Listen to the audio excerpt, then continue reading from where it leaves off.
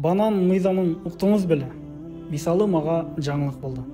Эң кызык жери менен сиз менен да бөлүшөйүн. Офис ашканасындагы стол үстүнө банандар жана апельсиндер салынган тарелканы коюң.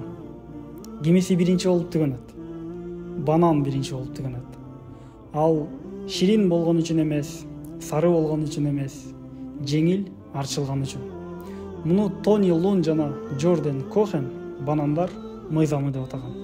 Айтат, эгер сиз адамдарды бир кыймылды кылуусун кааласаңыз, ал кыймылды кылуусун жеңил кылып коюңуз.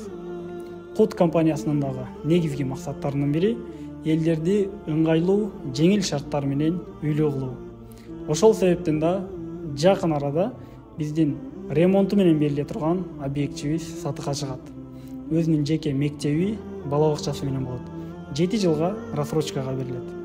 Эгер сиз дагы ыңгайлуу, жеңил шарттар менен үйлүү болууну кааласаңыз, астыда көрсөтүлгөн номерлорго байланышыңыз.